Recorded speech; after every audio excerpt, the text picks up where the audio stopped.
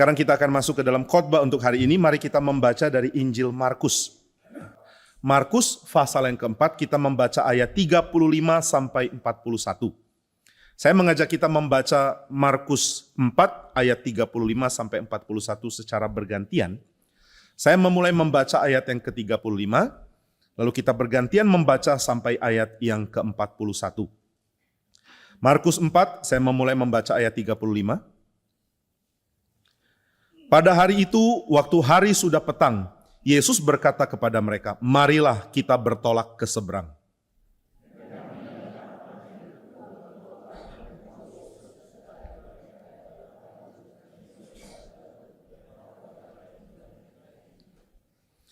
Lalu mengamuklah taufan yang sangat dahsyat dan ombak menyembur masuk ke dalam perahu, sehingga perahu itu mulai penuh dengan air.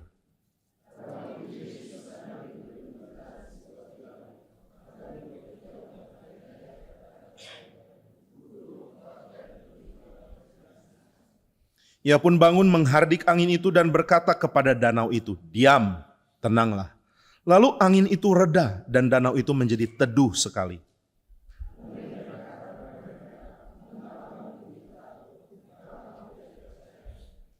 Mereka menjadi sangat takut dan berkata seorang kepada yang lain, "Siapa gerangan orang ini sehingga angin dan danau pun taat kepadanya?" Mari kita berdoa. Ya Bapa di surga, kami mohon berkat-Mu, biarlah kami menjadi orang-orang yang dipenuhi oleh firman-Mu. Biarlah kisah dari kitab suci mengakar dalam hati kami, dan kehidupan kami menjadi kisah yang diperkenan oleh hati Tuhan. Kiranya Tuhan berkenan memberikan firman lewat hamba-Mu yang hina ini. Biarlah apa yang Dia sampaikan menyenangkan hati Tuhan. Pimpinlah kami semua jemaat-Mu, supaya kami bertumbuh di dalam hati yang terus dikoreksi dan dihiburkan oleh firman Tuhan. Mohon pimpin kami ya Tuhan, dalam nama Tuhan Yesus kami berdoa. Amin.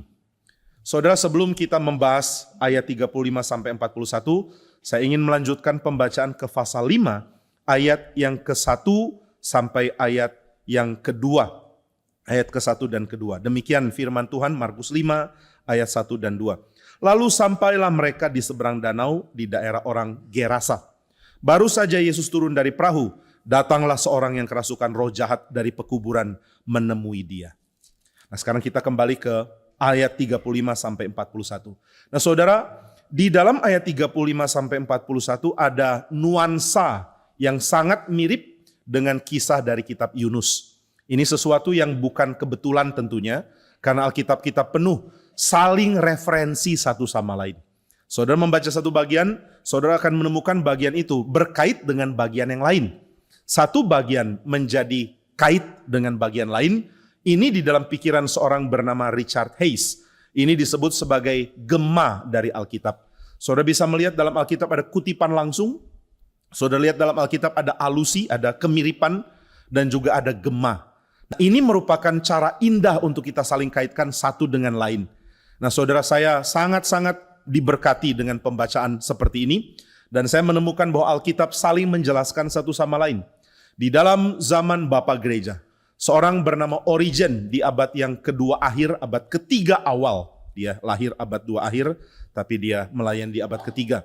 Dia mengatakan bahwa Alkitab akan menafsirkan Alkitab. Nah, meskipun Origen mempunyai konsep teologi yang sangat-sangat longgar, pada zaman itu belum ada konsil yang lengkap, dan banyak pemikiran dia menjadi bibit dari pikiran-pikiran yang bidat sayangnya. Tapi Origen tidak bertanggung jawab untuk bidat-bidat itu. Nah, Origen meskipun punya pemikiran sangat longgar, dia seorang pemikiran brilian. Di dalam sejarah gereja ada 2 jenis pemikir. Yang satu adalah pemikir yang mensintesiskan seluruh pemikiran lain. Ini adalah pemikiran yang disebut systematizer. Mereka memberikan pemetaan, mereka memberikan kerangka berpikir, mereka memberikan sistem dari pikiran yang sangat menolong. Tapi ada tipe pemikir kedua. Pemikir kedua adalah pemikir yang bersifat kreatif. Mereka bukan systematizer, mereka bukan orang yang membuat sistem mempermudah kita mengerti teologi yang sudah ada, tapi mereka berani menerobos. Mereka punya pikiran kreatif bukan main. Dan ini adalah sesuatu yang terus terjadi di dalam sejarah gereja. Saudara menemukan di bagian awal dari gereja Tuhan, ada orang-orang seperti Origen yang kreatif bukan main. Ada orang-orang yang menekankan pentingnya pemahaman secara utuh, secara kerangka berpikir. Nah, para bapak gereja selalu akan ada dua kubu seperti ini. Ada Agustinus yang merupakan pemikir yang sangat kreatif. Ada para bapak-bapak gereja timur yang merupakan pemikir yang berusaha mensistemkan apa yang sudah ada. Ada orang seperti Origen yang luar biasa kreatif, mempunyai pikiran yang merajalela kemana-mana. Ada orang-orang yang membuat sistem yang lebih stabil. Di dalam abad pertengahan, ada orang-orang seperti Anselm yang punya pikiran kreatif bukan main, merajalela, memikirkan tema-tema yang belum dipikir sebelumnya. Ada orang seperti Thomas yang tidak terlalu kreatif, tapi menyatukan seluruh pemikiran yang ada menjadi sistem teologi yang bagus. Zaman sekarang pun sama. Saudara kalau dengar pikiran Pak Stephen Tong, sulit bagi saudara untuk mendapatkan sistem teologi yang utuh. Tapi saudara akan menemukan sisi-sisi kreatif di mana pikirannya berani menjelajah. Nah, Origen punya keberanian menjelajah yang besar, tapi justru dari mulut orang yang pikirannya menjelajah, ada pembatasan yang disebut dengan pembatasan kanonik. Apa itu pembatasan kanonik? Pembatasan kanonik adalah saudara harus mempunyai sekumpulan tulisan yang dijadikan utama. Ini kumpulan tulisan tidak boleh dianggap sama dengan yang lain. Nah, Origen seorang pemikir yang kreatif dan dia sadar betapa bahayanya pemikiran seperti ini. Kalau dia terus pikirkan, berspekulasi, mempunyai ide-ide liar, itu akan bahaya. Karena dia seorang pengajar gereja. Dan dia sendiri banyak berdebat dengan orang lain mengenai konsep berpikir yang dia miliki. Maka dia sadar, kalau saya begitu kreatif, kemudian saya tidak dibatasi, nanti pikiran saya akan menjadi sangat kreatif. Akhirnya jauh dari kebenaran dan menjadi ajaran yang sesat. Saya perlu kuasai, saya perlu batasi pikiran saya. Bagaimana membatasi? Saya harus batasi berdasarkan kitab suci. Maka prinsip yang disebut dengan kanonik. Kanonik itu dari kata kanon. Kanon itu artinya measuring stick. Ukuran yang dijadikan panduan. Nah, itulah yang akhirnya disebut untuk Alkitab kita. Alkitab kita adalah kanon. Dari Kejadian sampai Wahyu sudah closed canon. Kanon tertutup. Kalau saudara mengatakan, bagaimana ya Pak umpama ada surat Paulus ditemukan, misalnya 3 Korintus. Paulus tulis surat kepada jemaat Korintus ada 4. Tapi kita cuma punya 2, yang 2 hilang. Nah, umpama ditemukan bagaimana? Haruskah kita ubah Alkitab kita, lalu masukkan tulisan surat-surat Paulus? Saudara kalau ditanya begini akan jawab apa? Becker? Ya? Tidak boleh. Tidak boleh. Untung benar lu jawab. Kalau enggak boleh. Kenapa enggak boleh? Karena kita punya closed canon. Kanon tertutup. Kanon tertutup maksudnya apa? Maksudnya yang dianggap sebagai kitab suci sudah firm hanya di dalam 66 kitab yang sekarang kita miliki. Tapi itu surat Paulus loh. Mesti dimasukkan. Saudara nggak bisa masukkan surat apapun lagi. Kenapa tidak? Karena kanon itu dibuat di dalam masa interaksi dengan tulisannya. Kanon tidak bisa dibuat jauh setelah tulisan itu menjadi bagian dari sejarah. Nah, saya jelaskan sedikit ya. Saudara kalau mengatakan tulisan Paulus harus kita masukkan, ada banyak kesulitan. Yang pertama, tahu dari mana itu tulisan Paulus yang asli? Saudara nggak mungkin ada tulisan Paulus asli masih bertahan.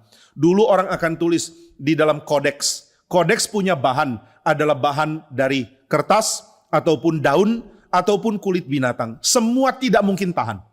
Tidak ada storage yang mampu menahan kualitas dari kertas-kertas kuno. Tidak ada kertas kuno yang masih bertahan. Semua sudah hancur. Kalau begitu bagaimana kita bisa punya kanon? Kanon ini dibuat dan disahkan ketika masih ada interaksi zaman yang memungkinkan antara kanon ditutup dengan tulisan-tulisan asli dari penulis Alkitab. Maka kanon itu selalu bersifat trace back. Saya memutuskan kanon itu dari Kejadian sampai Wahyu. Siapa yang putuskan? Saya. Tahu dari mana? Dari gereja. Gereja tahu dari mana? Dari konsili. Dari keputusan-keputusan yang langsung membekukan kanon sampai sini saja. Nah, kapan ini dilakukan? Ini dilakukan di dalam abad-abad yang agak belakang. Abad yang ke-6, 7, sampai 8. Loh, kalau 6, 7, 8, lalu berusaha mengkanonkan tulisan Paulus di abad yang ke-1. Bagaimana itu bisa disahkan? Karena kanon gereja tidak berusaha untuk memutuskan mana yang masuk, tapi mereka memutuskan mana yang keluar. Ini sesuatu yang penting untuk kita pelajari. Kanon itu tidak mengatakan yang ini masuk, tapi kanon itu berusaha untuk menyingkirkan yang tidak cocok. Makanya namanya kanon. Oh, surat-surat, misalnya contohnya Barnabas, Injil Barnabas pasti nggak mungkin itu di abad pertengahan. Injil Barnabas nggak bisa masuk. Kenapa? Karena tidak masuk ke dalam periode awal gereja sebagai kanon. Lalu tulisan Gnostik, kenapa nggak boleh masuk? Ini harus keluar. Kenapa keluar? Karena tulisan ini tidak bisa dijadikan bagian dari gereja. Karena sejak awal ini adalah tulisan asing yang tidak masuk. Bahkan tulisan dari orang-orang yang menulis di dalam zaman yang sama dengan para rasul. Misalnya tulisan namanya Didache. Ini tulisan bukan oleh rasul, tapi ditulis pada zaman rasul, diterjemahkan, kemudian disalin ulang berkali-kali. Ini kenapa tidak masuk kanon?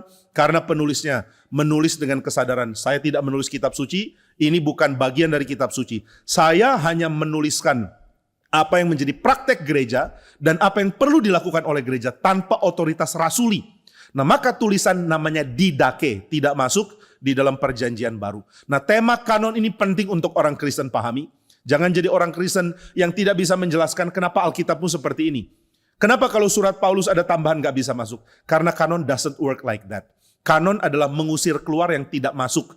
Kalau memasukkan yang baru itu bukan prinsip kanon.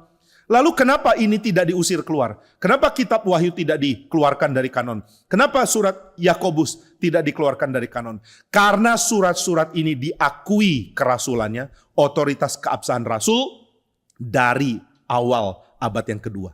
Nah, abad yang kedua awal dianggap sebagai abad penting karena ini adalah periode sebelum gereja dihujani oleh tulisan-tulisan Gnostik. Maka seluruh tulisan yang diakui sebagai Alkitab oleh orang-orang Kristen abad kedua awal, itulah yang bertahan di dalam kanon. Yang ditambahkan belakangan tidak bisa. Kenapa tidak bisa? Karena rasul-rasul sudah mati. Tidak ada otoritas rasuli untuk hal ini. Nah, seorang bernama Richard Bauckham ahli perjanjian baru dari Inggris, dia memberikan tawaran penting yang sangat berharga bagi tradisi Kristen. Orang-orang dulu mengatakan, oh Alkitab itu dari oral tradition. Jadi turun-temurun ada cerita-cerita tentang Yesus, turun-temurun dari tradisi oral, lalu ditulis, kemudian jadi Injil. Nah, ini sumber teori ini adalah sumber banyak ajaran liberal.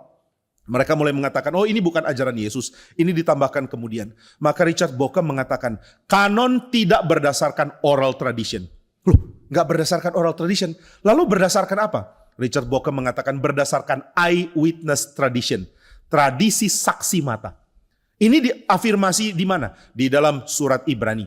Di surat Ibrani dikatakan seluruh tulisan-tulisan itu disahkan oleh mujizat dan oleh para saksi mata kebangkitan Kristus. Berarti seluruh Alkitab itu jadi di dalam pengesahan para saksi mata.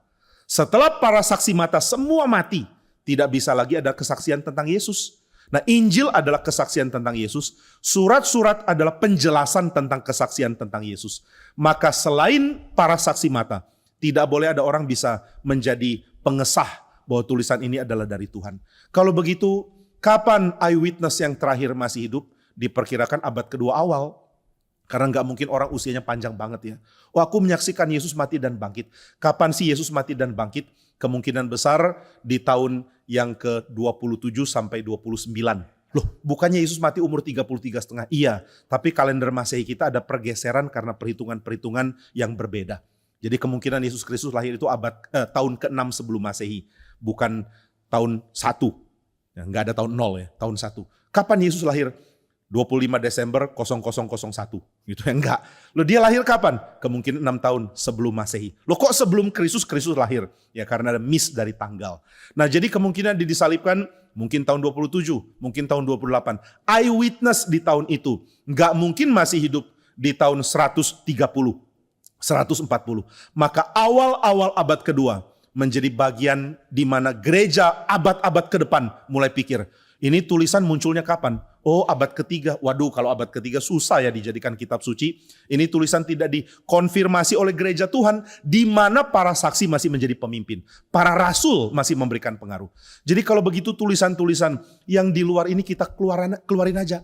Nah, maka kanon keluarkan tulisan-tulisan yang dari awal periode gereja tidak dianggap sebagai bagian dari Alkitab. Nah, itu sebabnya jangan salah mengerti tentang kanon. Kalau begitu, bolehkah kita tambahkan surat 3 Korintus? Nah, jawabannya adalah, lu siapa? Jimmy Pardede. Kenapa Jimmy Pardede boleh tambahkan kitab ke Alkitab? Karena saya eyewitness, kamu saksi. Memang waktu Yesus mati kamu udah hidup. Enggak. Waktu Yesus bangkit kamu udah lahir? Enggak juga. Kamu lahir kapan? 1979. Ya mungkin saya tua bagi sebagian saudara, tapi bagi sejarah saya muda. Enggak boleh menjadi orang yang mengesahkan kanon. Maka surat 3 Korintus, 4 Korintus, atau surat 2 Roma, atau surat apapun yang katanya dari Paulus, katanya dari Petrus, katanya dari siapapun, tidak boleh masuk.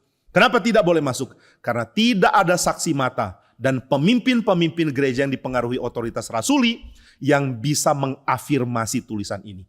Nah, ini kursus singkat untuk kanonisasi Alkitab. Jadi harap setelah dengar ini saudara nggak bingung-bingung lagi ya. Banyak orang Kristen gampang dibikin bingung.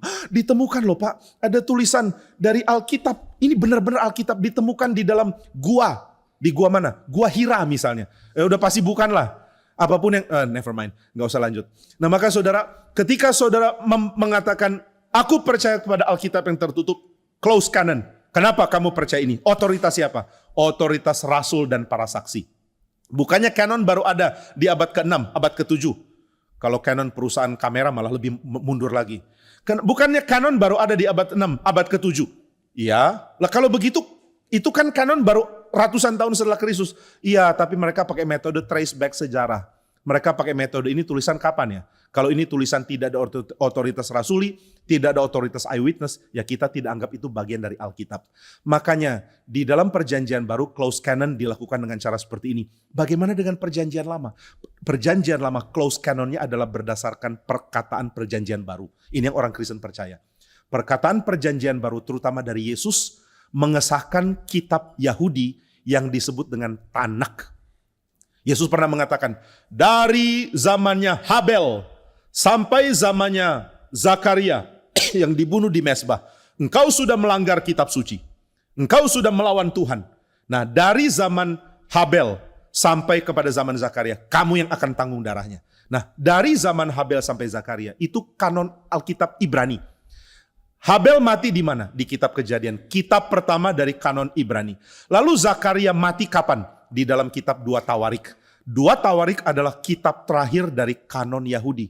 2 Tawarik terakhir berarti yang lain gak masuk. Yang lain itu di tengah-tengah. Urutannya lain dengan kita. Urutan dari kitab suci orang Yahudi pada waktu itu adalah ada Torah. Kemudian setelah itu ada Nevi'im. Tulisan nabi-nabi. Kemudian Ketuvim dan tulisan sejarah dan juga tulisan-tulisan lain. Nah, tulisan-tulisan seperti Mazmur, Amsal, dan sejarah itu masuk ke dalam bagian akhir. Maka bagian akhir dari kitab suci dari orang Yahudi sama dengan kita, tapi bagian akhirnya adalah kitab sejarah. Nah, seluruh kitab perjanjian lama yang kita miliki ada pada Tanakh, tapi bagian akhirnya urutannya beda. Urutan terakhir dari kitab suci orang Yahudi adalah 2 Tawarik. Maka ketika Yesus mengatakan, dari zaman Habel sampai pada zaman Zakaria, ini berbicara tentang dari Kejadian sampai Maleaki, meskipun urutannya Maleaki di tengah, kemudian Tawarik, 2 Tawarik paling belakang. Nah, itulah kanon disahkan oleh perjanjian baru. Jadi orang Kristen mempunyai pengertian yang kristosentrik, berbasis Kristus. Perjanjian baru kanonnya dari mana? Dari kesaksian tentang hidup Kristus dan kesaksian dari penjelasan tentang hidup Kristus dari para saksi mata dan rasul yang diangkat oleh Yesus sendiri. Yesus menjadi center. Lalu bagaimana dengan perjanjian lama? Yesus Kristus mengajarkan Tanakh. Itulah kitab suci orang Yahudi. Maka intertestamental period writings, tulisan-tulisan yang dianggap deuterokanonika tidak masuk kanon Tanakh. Itu sebabnya deuterokanonika bukan kanon. Akhirnya disebut deuterokanonika, kanon di luar kanon. Bolehkah ini disebut kitab suci? Ya, meragukan. Nah, kalau meragukan berarti nggak masuk. Nah, itu sebabnya Kejadian sampai Wahyu, Kejadian sampai Maleaki, lalu Matius sampai Wahyu. Itulah kanon tertutup yang kita miliki. Nah, Origen mengatakan, kalau engkau mau berpikir kreatif silakan, tapi jangan lari dari kanon. Jangan lari dari Alkitab. Alkitab adalah pengurung pikiranmu. Kalau pikiranmu beda dengan Alkitab, bertobat dan kembali ke Alkitab. Ini yang Agustinus juga setujui. Kalau engkau temukan dalam ajaran saya, ajaran yang bentur dengan Alkitab, buang ajaranku dan kembalilah ke Alkitab. Nah, jadi close canon itu sangat penting. Biarlah kita mulai berpikir secara kanon dan kita mulai sadar. Berpikir secara kanon berarti juga menyadari ada bagian dari Alkitab yang sulit. Hal pertama yang harus kita cari untuk menjelaskan bagian sulit itu adalah bagian Alkitab yang lain. Jadi kalau saudara baca di dalam kitab suci, ini ada bagian, bagaimana saya mengertinya? Coba cari Adakah bagian lain dari kitab suci yang mirip bagian itu? Kalau ada, coba baca keduanya. Saudara akan menemukan dua bagian itu akan saling menjelaskan satu sama lain. Nah, maka saudara akan dibantu dengan pengertian Origen bahwa Alkitab akan menafsirkan Alkitab. Bagaimana mengerti perumpamaan Tuhan Yesus? Dengan melihat adakah perumpamaan Tuhan Yesus menggemakan tema yang mirip dari perjanjian lama. Kalau ada, kaitkan keduanya. Nah, maka waktu saudara membaca bagian dari Markus tadi, saudara membaca Yesus tidur di tengah ombak, di tengah gelombang laut, Yesus tidur. Lalu setelah itu murid-murid membangunkan dia. Lalu mengatakan, apakah engkau tidak peduli kalau kami binasa? Saudara kalau rajin baca Alkitab, saudara langsung tahu ini kok mirip Yunus ya. Yunus juga gitu kan. Siapa sih orang yang pernah tidur di badai? Saudara pernah tidur di badai? Saya pernah ikut Kapin Maluku lalu harus lewat laut. Waktu lewat perjalanan laut, orang bilang ombaknya tenang, ombaknya kecil. Jadi saya pikir ini ombak kecil, ternyata gede. Sudah kapalnya goyang, kemudian bunyi itu kapal juga muat mobil dan ada semacam jendela besi yang terbanting-banting, plang plong. Lalu karena saya dikasih tahu ini normal, ya sudah saya pikir ini normal. Besok pagi baru orang-orang bilang, gila ombaknya tadi malam ya. Loh, saya kira itu kecil. Enggak, itu enggak kayak gitu. Biasanya enggak gitu. Baru saya tahu, small knowledge is great relief gitu ya. Karena saya enggak ngerti maka saya tenang. Nah waktu itu ada rekan-rekan yang sampai muntah-muntah. Lalu saya khawatir ini gimana dengan Pak Tong ya. Lalu saya tanya, Pak Tong bagaimana? Mereka mengatakan tidur. Waduh, agak mirip Yesus dan Yunus. Nah saudara langsung ingat, oh kalau orang tertidur di tengah badai, ini kan Yunus ya. Kok Yesus mirip Yunus? Kebetulan ya, bukan kebetulan. Penulis yaitu Markus ingin kita melihat apa yang dikatakan oleh Yunus supaya kita mengerti apa yang dimaksudkan oleh dia. Nah saudara, ini merupakan sesuatu yang bukan dikarang ya. Markus nggak pikir seru kali ya kalau saya paralelkan Yesus dengan Yunus. Bukan. Tapi dia menyelidiki hidup Yesus dan dia sadar, loh dalam kehidupan Yesus ternyata ada kemiripan dengan Yunus. Saudara, di dalam bagian dari Yunus dikatakan di pasal yang pertama ayat yang ke-8 ya. Di pasal yang pertama ayat yang ke-6.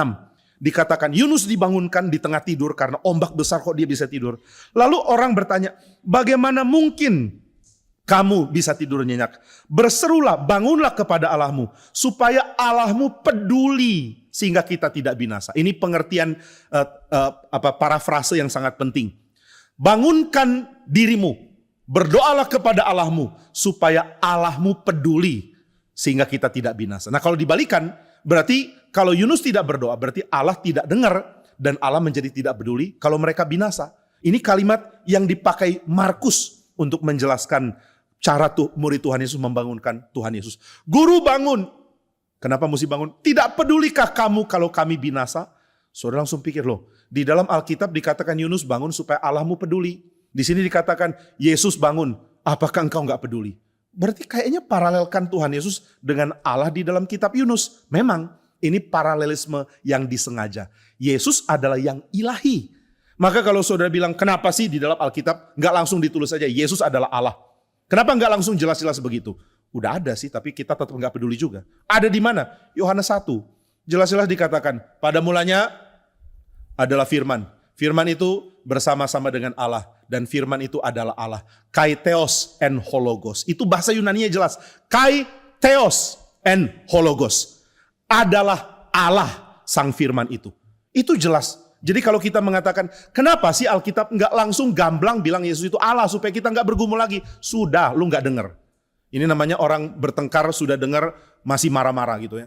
Coba kasih tahu kepada kami, kamu ambil uang nggak? Nggak. Jujur aja, sudah dibilang nggak. Nah ini sama ya. Apakah ada kalimat mengatakan Yesus adalah Allah? Ada, Yohanes 1. Loh kenapa kalau begitu nggak didengar? Ya karena kita masih menolak untuk percaya. Kita keras hati. Banyak orang tidak mau jadi Kristen karena mengatakan Yesus bukan Allah. Jangan bilang dia Allah. Karena Alkitab tidak gamblang bilang dia Allah. Yohanes bilang kok. Sudah Yohanes bilang orang mulai meragukan. Yohanes itu kok beda dengan Matius, Markus, Lukas ya? Saya maunya ada di Matius juga. Ada di Markus juga. Ada di Lukas juga. Pokoknya harus ada di semua. Ini namanya kebangetan. Minta bukti sudah dikasih, minta bukti lagi. Buktikan kalau engkau tidak bersalah. Ini buktinya. Jangan cuma 1, 2. Ini bukti kedua. Jangan cuma 2, 3. Ini bukti ketiga. Jangan cuma 3, 4. Lu mau berapa sih? Nah saudara kalau nggak percaya ya udah nggak percaya aja. Tapi kalau saudara bilang Saya tidak percaya karena tidak cukup bukti. Kamu yang salah lihat bukti. Kamu yang tolak bukti. Kamu yang keras hati. Kai theos en hologos. Dan Allah lah sang firman itu.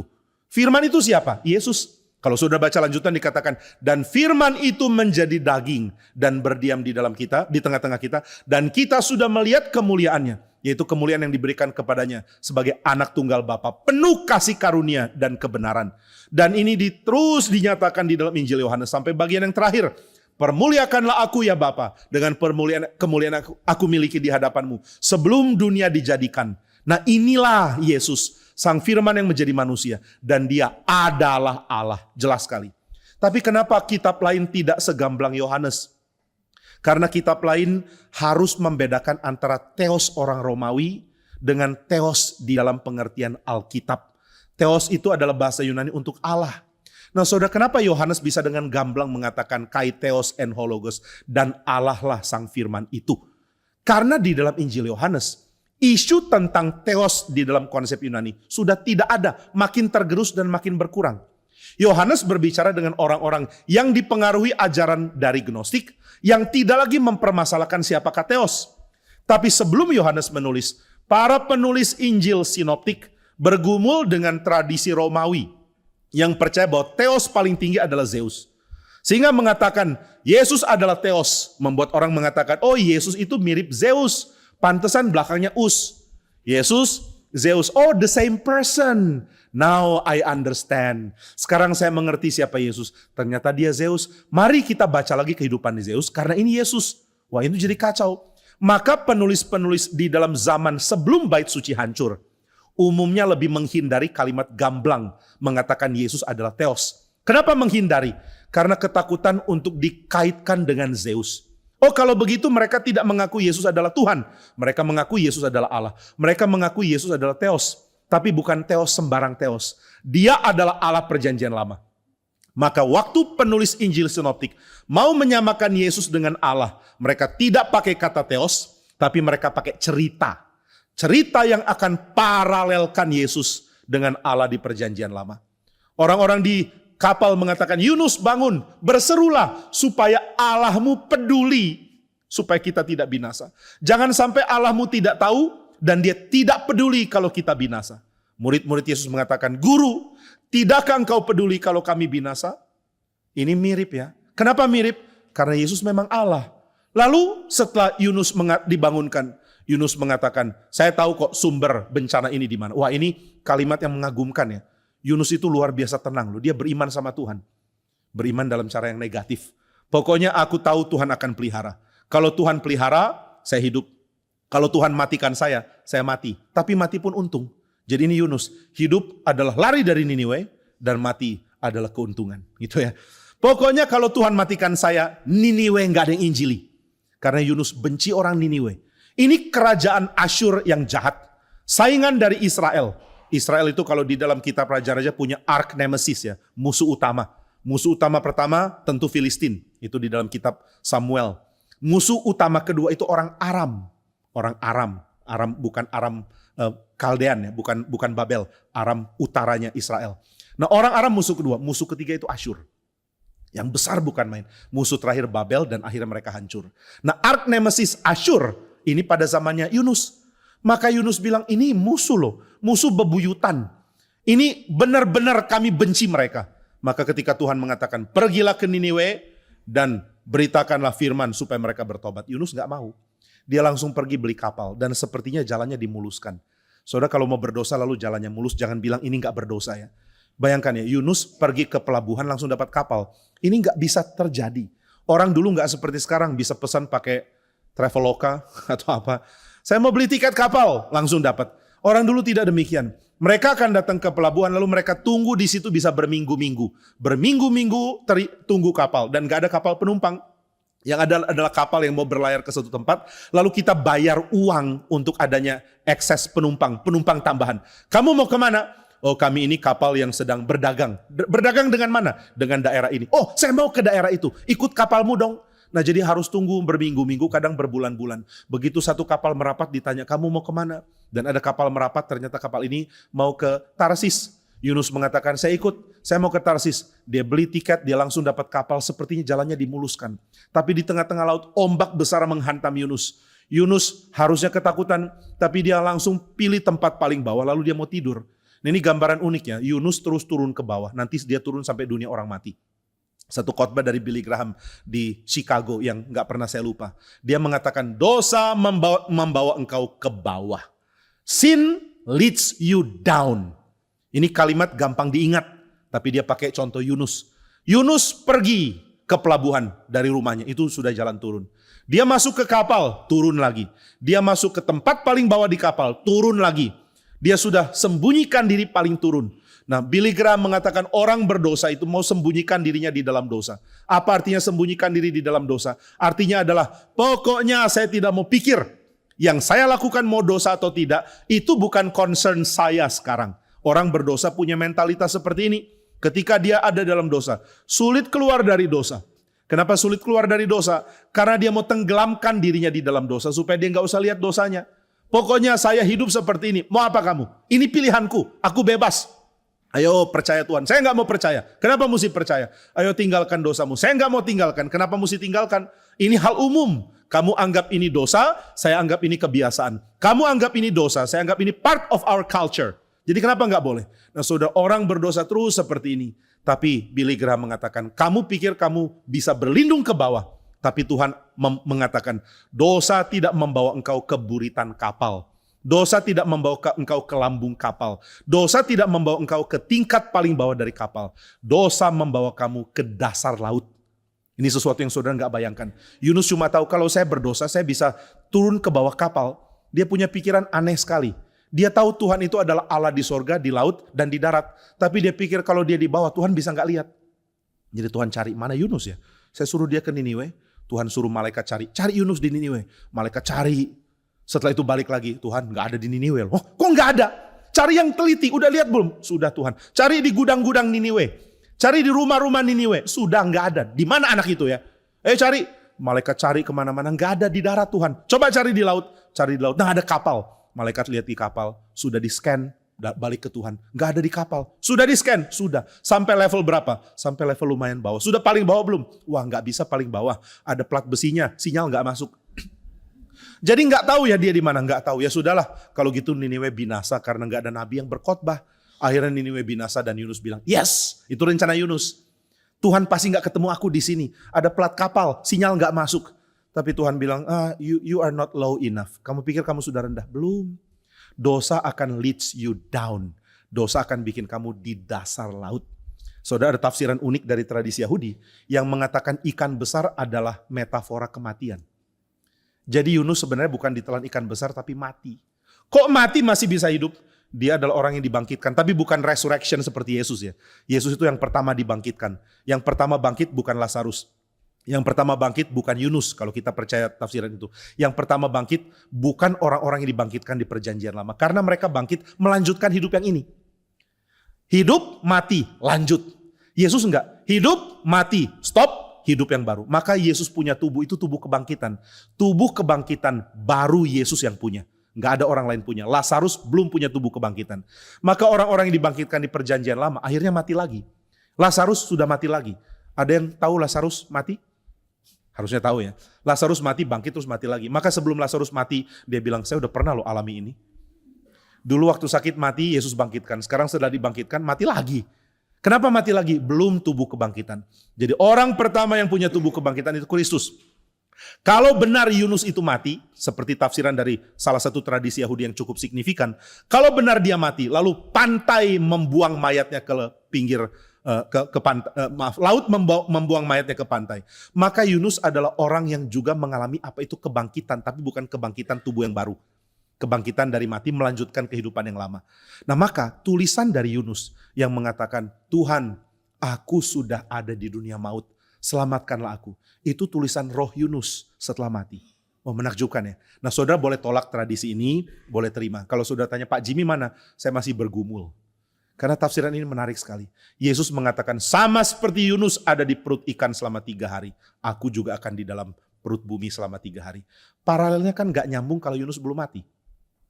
Tapi kalau Yunus mati, ya sama. Yesus mati, Yunus mati. Tapi Yunus bangkit, Yesus kebangkitan final. Yunus belum kebangkitan final. Ini baru kebangkitan pindah level. Gitu ya, baru boss fight pertama. Ini gak ada yang suka main game ya. Udahlah, jangan main game. Nah saudara, Yesus punya kebangkitan final. Yunus belum. Tapi kalau benar dia mati di laut, lalu laut buang dia ke pantai dan Tuhan bangkitkan. Berarti orang mati tidak hilang. Orang mati tidak tidur. Bukan sleep, bukan soul sleep. Nah, Calvin sangat menentang konsep soul sleep. Berarti waktu Yunus mati, rohnya berdoa. Rohnya mengatakan, Tuhan, Engkaulah keselamatanku. Aku sudah dirangkum oleh lumut, oleh rumput laut. Air samudra menghancurkan kepalaku. Kalau ditelan ikan, harusnya dia doanya nggak gitu kan. Tuhan, lambung ikan bau loh Tuhan. Tuhan, pencernaan ikan, mengerikan ya. Zat asam lambungnya kuat juga Tuhan. Ini pakaianku hancur semua. Tapi dia berdoa mengatakan, Tuhan, laut sudah menangkap aku. Dan di dunia kematian aku berada. Tapi di sini pun aku mau berdoa kepadamu. Hidupkanlah aku kembali. Tuhan, Engkaulah keselamatanku. Dan Tuhan memerintahkan maut memuntahkan Yunus. Kalau ikan besar adalah metafora dari kematian, berarti Yunus mati dan Tuhan bangkitkan di dalam kebangkitan sementara. Kalau sudah bilang, saya nggak percaya Pak, ikan ya ikan. Ya sudah nggak apa-apa juga. Ya ikan ya ikan, setuju juga lah. Tapi samalah, mau ditelan ikan, mau bangkit dari mati, sama mustahilnya kan. Ada orang ditelan ikan tetap hidup, aneh juga loh. Ikan sudah telan, lalu ikan agak sakit perutnya, agak aneh-aneh. Kayak ada yang gerak. Ini bukan cacingan, ini Yunusan. Gitu ya. Aku di perutnya ada Yunus. Yunusnya masih gerak-gerak, masih berlutut, masih berdoa. Kemudian ada gema-gema. Ini siapa yang ngomong ya? Ikan itu waktu lagi ngomong sama istrinya tanya, itu perutmu kenapa sih kurang makan? Salah makan aku. Kenapa salah makan? Ini makanannya ngomong terus di dalam perut doa. Sama mustahilnya lah. Kalau saudara bilang, Pak mustahil lah orang mati bangkit. Emang orang dimakan ikan masih hidup gak mustahil? Sama mustahilnya. Jadi kalau saudara tidak setuju tafsiran satu karena terlalu mustahil, itu agak aneh. Kalau saudara gak setuju tafsiran itu karena gak literal begitu ya boleh juga. Tapi yang mesti jadi pertanyaan, bagian itu literal atau figuratif. Tapi mau literal mau figuratif sama mustahilnya lah. Jadi Tuhan mengerjakan hal yang mustahil kepada Yunus. Nah saudara, Yunus dibangunkan, doalah kepada Allahmu. Yunus bilang, saya sudah tahu kok kenapa ombak ini terjadi. Kenapa ombak ini terjadi? Karena saya kabur dari Tuhan. Lu kabur dari Tuhan? Iya. Tuhanmu siapa ya? Ayo kasih tahu. Apakah Tuhanmu Baal? No, bukan. Tuhanmu siapa? Ashtoret? Bukan juga. Siapa Tuhanmu? Apakah Dewa Matahari? Bukan. Siapa? Dia adalah penguasa langit, penguasa bumi, penguasa gunung, penguasa darat, penguasa laut, penguasa dunia orang hidup, penguasa dunia orang mati, penguasa langit, penguasa neraka. Hah? Ini ada all in God. Tuhan segalanya. Dia berkuasa di mana-mana. Iya. Dan kamu punya rencana lari dari dia? Iya. Kok bodoh kamu ya? Yunus pikir-pikir, iya juga ya. Kalau dia berkuasa atas semua, saya mau lari kemana? Seperti dikatakan Daud, di dunia orang mati pun, kalau saya taruh tempat tidur saya di dunia orang mati, ada Tuhan di situ. Saudara mau lari dari Tuhan, mau kemana? Ini yang lagi lari, berhentilah lari. Engkau mau lari kemana sih? Billy Graham mengatakan, kalau engkau mau lari ke tempat bawah, Tuhan akan bilang, kalau lu terus lari, nanti ujung-ujungnya ke dasar bumi. Ujung-ujungnya adalah maut. Nah maka Yunus pikir, saya mau sembunyi dari Tuhan ke tempat bawah. Tapi Tuhan bilang, oh kalau kamu berdosa, dosa akan seret kamu much lower than you think. Kamu akan ada dalam level yang jauh lebih rendah dari yang kamu pikir. Mengerikan sekali. Maka Yunus dibangunkan dan dia bilang, aku percaya Allah yang menguasai semua. Loh kok kamu nekat lari sih? Iya nekat lari. Ya makanya dia kejar, akhirnya bikin ombak besar begini. Terus gimana caranya supaya kami tidak mati? Caranya adalah lempar aku ke laut. Nah saudara, ini di kapal semua orang kafir penyembah berhala. Dan Yunus bilang, supaya kamu aman lempar saya ke laut. Dan saudara tahu reaksi pertama orang-orang di kapal itu? Mereka berjuang untuk membuat kapal itu stabil. Mereka nggak mau lempar Yunus ke laut. Orang kafir kok punya hati nurani? Sedangkan orang milik Tuhan nggak ada hati nurani. Yunus lari dari Tuhan membahayakan seluruh kapal. Dan seluruh kapal dapat bahaya karena Yunus. Mereka tidak mau matikan Yunus. Mereka bilang, kami berjuang dulu. Yunus bilang, lempar saya ke laut. Enggak, janganlah. Masa lempar kamu ke laut? Iya, aku orang yang menjadi penyebab ini semua. Lempar saya ke laut, laut akan aman. Kok bisa ya? Ya bisa karena aku lari dari Tuhan. Doa sama Tuhanmu. Enggak, saya enggak lagi doa. Lagi ngambek. Marahan. Kamu marahan sama siapa? Sama Tuhan. Kok berani marahan sama Tuhan? Siapa tadi Tuhanmu? Penguasa surga, penguasa bumi, penguasa laut, penguasa darat, penguasa gunung, penguasa lembah, penguasa dunia orang mati, penguasa dunia orang hidup. Dia penguasa segalanya. Lu berani musuhan sama dia? Iya. Nah inilah orang Kristen. Orang Kristen itu cari musuh enggak tanggung-tanggung. Aku kecewa sama Tuhan. Aku musuhan sama Tuhan. Yakin lo mau musuhan sama Tuhan? Musuhan sama Jimmy Pardede masih oke lah. Tapi jangan musuhan sama Tuhan, ngeri. Nah Yunus musuhan sama Tuhan. Lalu dia mengatakan, matikan saya, kapalmu akan selamat. Tapi orang-orang di kapal itu mengatakan, jangan, ayo kita berjuang dulu lah. Mati-matian berjuang. Sudah berjuang, laut makin keras, makin keras. Akhirnya Yunus sambil duduk, sambil lihat mereka bilang, I told you so. Matiin saya, lempar saya. Lu kalau mau lompat-lompat sendiri, gak bisa, mesti lu yang campakkan. Kenapa? Ini tandanya kamu melempar saya. Bukan saya otomatis lempar. Harus kamu yang buang saya baru bisa tenang. Oh gitu ya, kenapa bisa gitu? Aku nabi, aku ngerti lah gini-ginian. Wah, akhirnya mereka langsung pegang Yunus. Gak apa-apa ya, gak apa-apa. Lempar ya, lempar. Sebelum lempar mereka doa dulu minta ampun. Ini orang kafir saleh banget ya. Orang kafir yang saleh dan orang saleh yang kafir. Ini menarik, nanti jadi tema seminar. Yunus, orang saleh yang kafir, bertemu dengan para awak kapal, orang kafir yang saleh. Sebelum mereka lempar Yunus, mereka doa dulu. Oh Tuhannya Yunus, dia yang suruh loh ya, bukan kami. Kalau kami bunuh orang ini, ampun, karena kami udah gak ada jalan lain. Akhirnya mereka lempar Yunus, dan setelah itu laut jadi tenang. Langsung mereka tahu Tuhannya Yunus, dialah Allah. Maka mereka langsung berikan korban persembahan kepada Tuhan. Yunus ini penginjil yang berkuasa loh. Niniwe bertobat karena satu frase yang dia katakan. Orang kapal bertobat karena dia terjun ke laut. Nah, mungkin saudara bisa bikin KKR kayak gini kali ya. KKR di Danau Toba, saudara terjun ke laut, mereka bertobat. Habis sudah khotbah-khotbah gak bertobat-bertobat. Nah saudara, waktu Yunus dilempar ke laut, laut langsung jadi tenang. Lalu mereka tahu, Tuhanlah yang bisa menenangkan laut. Sedangkan di dalam kisah Markus, murid-murid mengatakan, Yesuslah yang bisa menenangkan laut. Yesus menenangkan laut, Allah menenangkan laut. Dan Yunus konteksnya adalah the only true God, lawan berhala-berhala orang-orang di kapal. Karena orang di kapal semua berdoa kepada dewa mereka, gak ada yang bisa. Seluruh berhala gagal. Kalau gitu kenapa kita masih berharap berhala ya? Seluruh berhala gagal. Kenapa kita masih menyembah berhala? Kalau berhala gagal, berhentilah menyembahnya. Saudara, Tuhanlah yang berhasil, bukan berhala. Salah satu berhala modern yang hebat itu namanya uang. Uang sudah gagal, kenapa masih menyembah uang? Saudara punya uang tidak bisa menolong saudara, kenapa masih gila-gila, tergila-gila sama uang? Uang adalah dewa palsu, berhentilah menyembah dia. Tuhan adalah Allah satu-satunya, mulailah menyembah dia. Maka saudara, di atas kapal, semua orang tinggalkan berhala mereka. Kembali ke Tuhan karena hanya Tuhan yang bisa meredakan laut yang marah. Dan di dalam Injil Markus dikatakan tidak ada berhala, hanya Yesus yang bisa meredakan laut yang marah. Maka setelah laut tenang, Yunus ditenggelamkan, entah dimakan ikan lalu dia ditolong atau dia mati. Ikan itu metafora kematian. Yang manapun saudara pilih masih akan masuk surga. Itu ya, tenang aja. Nah saudara, manapun yang saudara pilih, intinya adalah Yunus berada dalam keadaan paling rendah. Lalu dia memohon, Tuhan selamatkan saya. You are my salvation. Engkau Allah adalah keselamatanku. God is my salvation. Setelah itu Yunus dibalikan ke darat dan dia dipulihkan keadaannya. Dan firman Tuhan datang lagi, Yunus, pergilah ke Niniwe dan beritakanlah kepada mereka penghakimanku supaya mereka bertobat. Wah, Yunus sekarang gak berani lari lagi. Lewat jalan laut gagal. Untung belum ada jalan udara, kalau enggak dia udah beli tiket Lion Air gitu ya. Tapi dia langsung tahu, saya gak bisa lari, saya mesti kembali ke tugas yang Tuhan berikan. Maka dia pergi ke Niniwe dan dia berkhotbah dan Niniwe diselamatkan.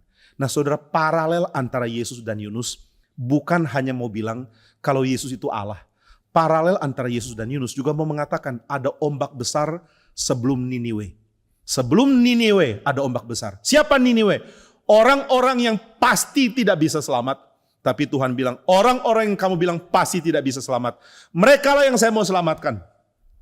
Kamu mau lari, saya bikin gelombang. Kamu tidak bisa lari dari menyelamatkan Niniwe.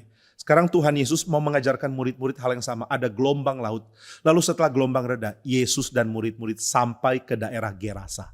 Dan di Gerasa ada Niniwe-nya perjanjian baru. Yaitu ada orang yang kerasukan setan. Kerasukan setan begitu banyak sehingga gak ada orang berani melawan. Dikatakan dia kerasukan 1 legiun setan. Waduh, saya gak ngerti ya, 1 legiun bisa masuk ke badan orang loh. 1 legiun, puluhan orang masuk di situ. Lalu mengatakan ratusan, maaf saya lupa berapa ya. Nah ini orang kerasukan setan gak bisa ditahan. Dia sudah diikat pakai rantai besi putus. Nah kerasukan setan seperti itu, rantai besi aja putus. Kalau di KKR kadang-kadang ada orang kejang-kejang gak tentu kerasukan. Pak Pendeta Rudi Gunawan pernah mengatakan untuk tahu orang itu kerasukan atau enggak, pakai peniti. Kok peniti? Orang kerasukan setan gak takut peniti. Orang yang cuma pura-pura kerasukan pasti takut peniti. Langsung pakai peniti. Ini bisa sembuh loh. Apa itu? Saya cucuk di pantatmu ya. Jangan dong, nah, berarti gak kerasukan. Setan gak takut peniti, itu menurut teori Pak Rudi Gunawan. Bener atau enggak, dia yang tanggung jawab bukan saya. I'm just the messenger, don't shoot the messenger. Nah saudara, orang ini patahkan rantai besi. Orang ini lawan semua orang. Ini orang bahaya yang kerasukan banyak setan. Dan bagi orang Yahudi, setan itu gak pernah masuk unless invited. Kecuali diundang. Setan gak pernah mendadak masuk. Saudara gak ada apa-apa tiba-tiba setan masuk. Setan itu gak pernah ujuk-ujuk masuk. Maafkan bahasa Perancis saya. Nah saudara gak lagi tenang-tenang tiba-tiba, ada apa ini ya? Kok tanganku bergetar sendiri? Atau minuman kok tiba-tiba jatuh misalnya. Ada apa ini ya? Oh ada setan. Lalu setannya mau kemana? Mau masuk ke saya, mau merasuk saya. Lalu mendadak saudara gak sadar dan setan sudah membawa tubuhmu melakukan hal-hal yang memalukan. Enggak, setan gak seperti itu caranya. Setan tahu batasan karena Tuhan yang menentukan batas. Ini ada di surat Petrus. Tuhan menentukan batasan bagi setan. Batasannya apa? Salah satunya adalah mereka tidak bisa mengganggu manusia unless invited. Ini akhirnya konsep Kristen yang masuk ke dalam dunia film horor. Saudara tahu ya, dalam legenda tentang Dracula. Dracula itu nggak bisa masuk rumah kecuali saudara undang dia masuk. Jadi kalau saudara mau diisep darahnya sama Dracula ngetok. Saudara buka pintu, permisi, boleh masuk? Saudara bilang, enggak. Dia nggak bisa masuk. Tapi kalau dibilang, siapa ya? Oh aku pangeran dari jauh. Dan Dracula biasanya tampan-tampan, ganteng-ganteng. Tapi saya bukan Dracula loh ya. Ya nggak ngerti ya udah. Nah saudara, waktu Dracula ketok pintu, kemudian dibuka, ada apa? Oh aku pangeran dari negeri jauh. Kok ganteng ya? Biasanya yang buka pintu kalau perempuan kena dia. Wah tampan sekali ya. Aku mau tanya sesuatu, aku tersesat, bolehkah masuk? Boleh. Nah begitu saudara bilang boleh, dia masuk dan darah saudara dihisap. Tapi kalau saudara bilang enggak, bolehlah, enggak, ayolah, enggak, aku ada tawaran kredit murah loh. Wah kalau begini saudara undang masuk, saudara kena. Makanya jangan undang masuk kredit gak jelas itu ya. Nah saudara, setan gak bisa merasuk manusia yang undang. Kok manusia undang? Karena manusia ingin extra power. Ada gak sih kekuatan kalau aku berantem dipukul gak apa-apa? Ada. Kekuatannya dari mana? Ya dari penguasa dunia yang lain. Dari sini gak bisa. Banyak orang ingin ilmu kebal. Ada satu orang di Semarang, anak SMA, teriak-teriak melolong kayak serigala di tengah KKR. Saya lagi calling, mari yang mau bertobat maju ke depan. Tiba-tiba, saya nggak ingat undang serigala loh, tapi ada serigala. Dia melolong langsung semua orang di sekitar dia maju ke depan lari. Kali itu callingnya berhasil, orang lari mau bertobat. Ternyata bukan mau bertobat, lari dari anak yang melolong-lolong ini. Bukan cuma murid, guru-guru ikut lari ke depan. Saya bingung, ini nggak ada yang tahan anak itu terus gitu. Suaranya ya untungnya nggak mengerikan. Kalau mengerikan saya juga jadi takut. Suaranya cemen, agak fals-fals gitu. Saya pikir ini kenapa lagi nih anak? Saya minta tolong ada yang layani dia ya, bawa anak ini keluar lalu layani. Saya mau melayani yang khotbah. Nggak ada yang calling, nggak ada yang mau. Akhirnya saya minta tolong satu vikaris, waktu itu dia duduknya jauh, bukan karena dia nggak mau tolong anak ini. Saya minta tolong kamu yang pimpin doa, saya mau doakan anak itu. Lalu saya turun, ajak anak itu ke sebelah. Dia terus gini, gitu. Saya mau bilang diam. Saya nggak tahu bahasa serigala untuk diam itu apa. Saya bawa ke dalam ruangan, kemudian dia sudah lebih tenang. Guru-guru baru mulai nongol-nongol masuk. Kenapa? Lalu saya tanya, guru-guru kenapa nggak ada yang dekati dia? Takut rabies pak, kata satu guru. Lalu kemudian saya ajak dia bicara, kamu kenapa tadi? Saya nggak tahu pak, saya kadang-kadang gitu. Kalau dengar firman saya bisa goncang, bisa gemetar-gemetar. Lalu kelihatannya seperti kontrolnya nggak ada di saya. Oh gitu ya, kenapa bisa gitu ya? Nggak tahu, saya kerasukan kayaknya. Lalu saya bilang, kamu harus percaya Tuhan Yesus. Apakah kamu ada main-main dengan kuasa gelap? Dia bilang, ada sih kok Bapak tahu. Ya nggak tahu, sekarang jadi tahu. Dia bilang, saya ini diajar ilmu kebal, katanya ada daun di dompetnya. Saya bilang, daun apa? Dia keluarkan ada kayak daun kering di dompetnya. Lalu dia kasih ke saya pegang, berarti saya udah kebal harusnya ya. Saya bilang, ini apa? Ini daun bikin kebal. Saya bilang, udah buang aja, nggak ada gunanya ini. Kamu harus percaya Tuhan Yesus, jangan percaya yang lain. Oh gitu ya, iya saya mau percaya Tuhan Yesus. Tinggalkan dosa, jangan takut. Kenapa mau kebal? Saya suka dibully. Dulu waktu kecil suka dibully, papa marahin. Kamu harusnya berantem dong, berani, laki-laki harus lawan. Saya nggak bisa, lawannya lebih gede. Papa cuma suruh berantem, padahal saya nggak bisa. Lalu papa bilang, papa ini kebal, ditusuk nggak apa-apa. Saya kaget, saya mau kayak papa. Akhirnya papanya ajarin ilmu gelap. Nah ini namanya undangan. Nah jadi kalau ada orang kerasukan legion, kerasukan setan begitu banyak. Orang Yahudi akan bilang, salah lu sendiri. Kamu sih main-main sama kuasa gelap. sekarang terimalah akibatnya. Main-main sama setan, sekarang kena sama setan. Kamu main-main dengan tanduk banteng, kamu pasti akan dimatikan oleh tanduk banteng.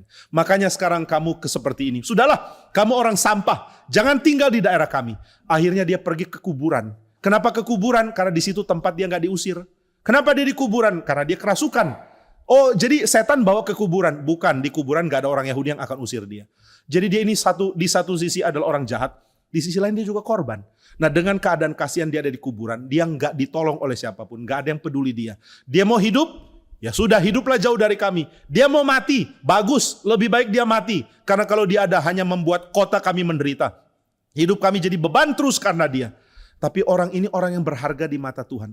Maka saudara bayangkan, kalau Yunus diberikan gelombang untuk menyelamatkan kota dengan budaya paling tinggi, Yesus memberikan gelombang untuk murid-murid melihat Yesus mau jangkau orang dengan budaya paling rendah. Budaya apa? Budaya kerasukan.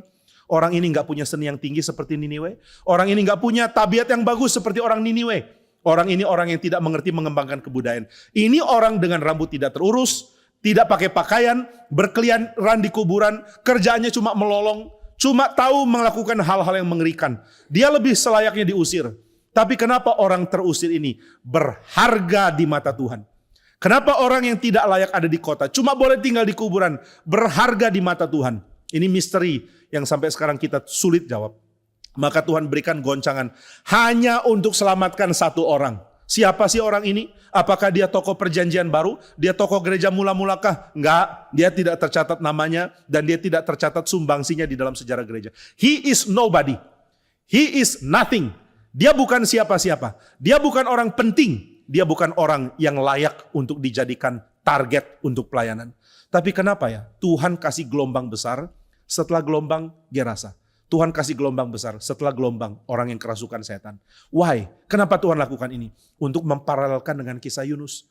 Tuhan mengatakan, waktu aku meminta Yunus pergi ke Niniwe, kebencian Yunus kepada Niniwe mungkin sama dengan ketidakpedulianmu kepada orang kerasukan setan ini.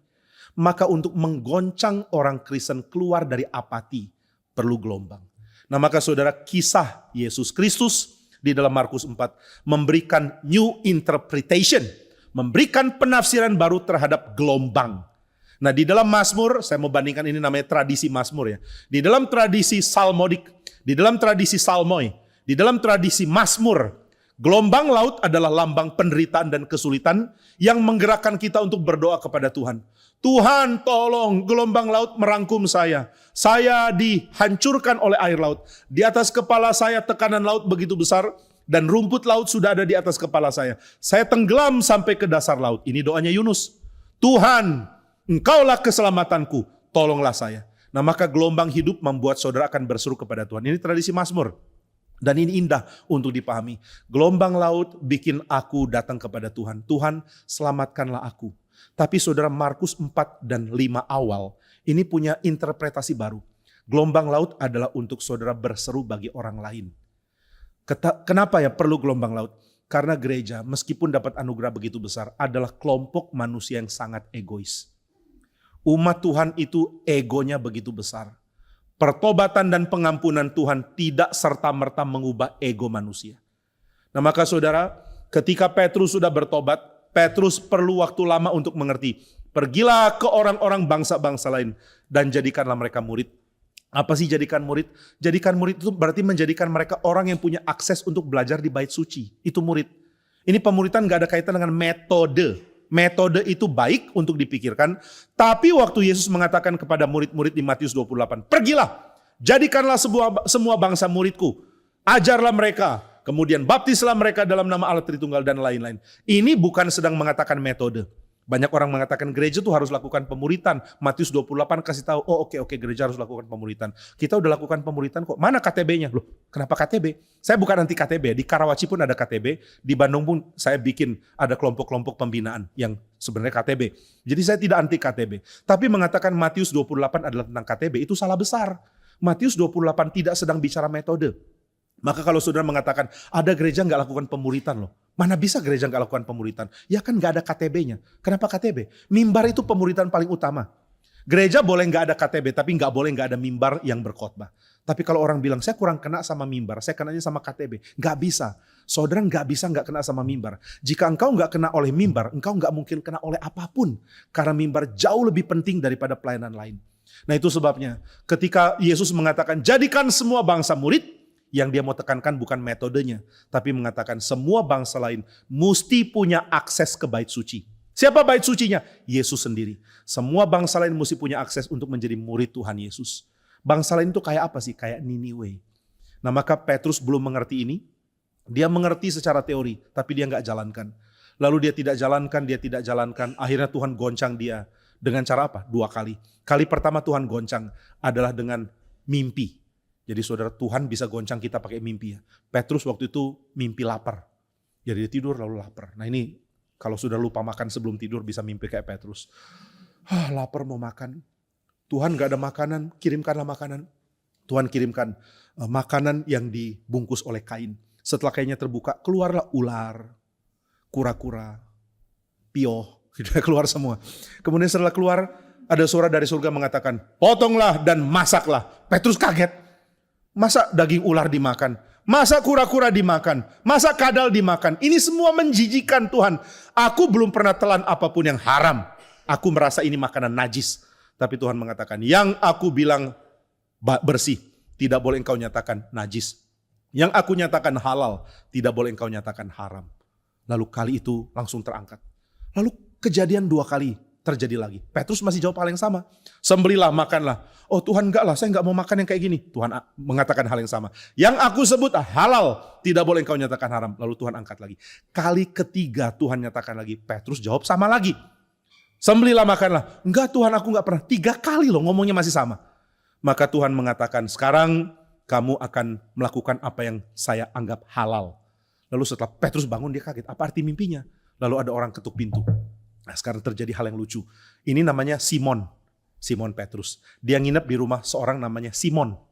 Yang merupakan tukang kulit. Jadi orang itu kebingungan ya. Tolong cari Simon di rumah Simon. Ya Simon pasti ada di rumah Simon. No, the other Simon. Oh Simon yang lain. Iya. Nah dulu di Bandung ada orang namanya Simon. Ini makin bingung lagi. Simon berbicara tentang Kisah Rasul. Tentang Simon yang nginep di rumah Simon. Seperti dituturkan oleh Simon. Saya jadi bingung sama Simon ini. Nah saudara, waktu itu orang datang, saya mau cari Simon, aku Simon. Bukan Simon ini, Simon yang lain. Oh Simon yang numpang di rumah saya, Simon. Oke, Simon yang bukan saya. Lalu datanglah Simon Petrus. Ada apa ya? Aku utusan dari Cornelius, seorang panglima, seorang pemimpin dari Romawi. Bolehkah kamu datang ke rumahnya? Wah, Petrus baru sadar. Tuhan sedang siapkan saya untuk masuk ke rumah orang kafir. Ternyata masuk ke rumah orang kafir itu boleh. Bayangkan ya, Petrus ngomong gitu di dalam Kisah Rasul pasal yang ke-10. Di Kisah Rasul 10 dia ngomong, oh ternyata boleh. Yesus ngomong pergilah jadikanlah semua bangsa murid di dalam Matius 28. Sebelum surat Kisah Rasul dimulai. Atau kalaupun surat Kisah Rasul diparalelkan. Itu di Kisah Rasul awal. Perlu 10 pasal kah untuk dia masuk ke rumah orang kafir? Jadi sebelum Cornelius dia belum pernah masuk ke rumah orang kafir 1 kali pun. Dia belum pernah beritakan Injil 1 kali pun ke orang kafir. Mental dia sangat egois. Pokoknya orang Yahudi first. To the Jew first. Orang Yahudi dulu. Nah setelah itu baru Petrus pergi ke rumah Cornelius. Dan dia melihat Tuhan mempertobatkan Cornelius. Setelah itu di dalam pertemuan di Kisah Rasul 15. Petrus mengatakan, saudara-saudara, akulah yang dipilih Tuhan untuk memberitakan Injil kepada bangsa-bangsa lain. Dan aku beritakan kepada Cornelius. Jadi dia merasa dia dipanggil Tuhan untuk beritakan Injil ke bangsa-bangsa lain. Tapi seumur pelayanan sampai Kisah Rasul 15. Dia baru beritakan Injil ke 1 orang kafir. Saudara bayangkan dengan Paulus. Di dalam Kisah Rasul 15. Dia sudah banyak beritakan Injil ke kota-kota orang kafir. Ratusan mungkin ribuan orang kafir sudah bertobat lewat mulut Paulus. Maka saya setuju penafsiran Pak Tong meskipun ini kontroversial dan tidak banyak terdapat di dalam tafsiran-tafsiran PB. Petrus bersalah, maka Tuhan bangkitkan Paulus. Tuhan sudah sabar sama Petrus sampai Kisah Rasul 10. Dia baru beritakan Injil ke 1 orang kafir. Tapi dia terus tolak memberitakan Injil ke orang kafir. Dia nongkrong terus di Yerusalem. Nongkrong di Yerusalem, beritakan Injil kepada orang Yerusalem yang sudah jelas-jelas menolak. Maka Tuhan mengatakan, kuduskanlah Barnabas dan Saulus bagiku. Paulus adalah rencana berikut karena Petrus tidak pergi memberitakan Injil ke bangsa-bangsa lain. Apakah Petrus bersalah? Iya, dia bersalah. Dan mentalitas Petrus to the Jew first ini terbawa terus sampai waktu dia di Antioquia. ketika dia di Antiokhia, dia mau bergaul dengan Antiokhia selama tidak ada orang Yerusalem lihat. Begitu ada orang dari golongan Yakobus datang, dia langsung pisah meja. Paulus kecewa sekali. Sampai di dalam peristiwa di surat Galatia pun, Petrus belum berubah. Masih punya layer, orang Yahudi utama, non-Yahudi kafir. Ini mentalitas gak bisa berubah dari Petrus. Maka saudara kalau baca kehidupan Petrus, dia lama bertobat. Sampai dia tulis surat kepada orang di Asia Minor. Ini menunjukkan dia bertobat. Akhirnya dia menjadi orang yang mati martir di kota kafir di Roma. Akhirnya dia pergi beritakan Injil ke bangsa-bangsa lain. Tapi lama. Paulus sudah mendirikan banyak gereja, baru Petrus pelan-pelan pergi. Nah saudara, kerasnya Petrus melambangkan kerasnya gereja Tuhan. Gereja Tuhan itu egois bukan main. Kita di gereja pun masih egois. Coba apa sih kekecewaan kita kepada gereja? Kebanyakan itu berkait dengan diri. Aku kecewa sama gereja. Kenapa? Kecewa karena gereja kurang menginjili? Kecewa karena gereja kurang mengajarkan ajaran yang benar? Enggak. Kecewanya selalu egois. Aku kecewa karena khotbahnya kok enggak sesuai dengan aku ya. Aku kecewa karena kurang cocok dengan gaya hamba Tuhannya. Aku enggak mau lagi konseling karena orang yang konseling aku enggak cocok dengan aku. Aku kurang cocok sama gereja ini. Selalu aku. Sampai kapan kita aku terus? Begitu kita aku. Kita sulit menginjili. Enggak mungkin menginjili lah. Kita bisa menginjili hanya sekadar pelayanan rutin. Kamu sudah PI? Sudah, aku sudah PI sama banyak orang. Really? Kamu sudah PI sama banyak orang, kenapa kamu masih egois? Mentalitas egois menunjukkan engkau belum pernah PI. Aku sudah penginjilan, no, hasilnya nol. Kenapa hasilnya nol? Karena engkau masih egois, masih pikir diri, masih terlalu gampang tersinggung untuk diri. Matikanlah dirimu, baru engkau bisa jadi berkat bagi bangsa-bangsa lain. Nah maka setelah Petrus pelan-pelan bertobat, dia akhirnya menjalankan kehendak Tuhan. Dan dia memberitakan Injil ke bangsa lain, ke Asia Minor, ke orang-orang yang di Roma, dan dia akhirnya mati menjadi martir di dalam pekerjaan pelayanan kepada bangsa lain. Tapi hanya setelah Paulus menggoncang seluruh Yerusalem dengan keberanian dia penginjilan ke bangsa lain. Saudara, saya senang tafsiran dari Ben Witherington yang ketiga, Ben Witherington the third, bukan tafsiran yang ketiga ya, Ben Witherington yang ketiga. Dia namanya Ben Witherington sama dengan orang tuanya dan kakeknya. Dia mengatakan goncangan badai di Yerusalem terjadi 2 kali. Yang pertama namanya badai penganiayaan. Ini bikin orang Yerusalem pergi ke kota-kota lain, memberitakan Injil di tempat lain. Goncangan kedua adalah pameran Paulus di Yerusalem. Kisah Rasul pasal 15. Di situ Paulus membukakan rencana pekerjaan Tuhan. Kami pergi ke bangsa-bangsa lain dan mereka bertobat. Kami pergi ke sini dan mereka bertobat. Seluruh Yerusalem malu. Seluruh rasul malu. Ternyata menginjili bangsa lain berhasil ya. Waduh, kalau begini bagaimana? Nah saudara sekalian, memang setelah itu mereka berjabat tangan, Petrus utamanya kepada orang Yahudi, Paulus diutus ke bangsa-bangsa lain. Tapi apakah ini rencana Tuhan? Apakah rencana Tuhan dari awal untuk membuat 2 kubu seperti ini? Di dalam Matius yang ke-28 sebenarnya tidak. Tapi bagaimana caranya Tuhan bikin bangsa-bangsa lain dapat berkat? Dengan goncangan. Maka Markus pasal yang keempat memberikan tafsiran baru tentang arti goncangan. Apakah arti badai hidup?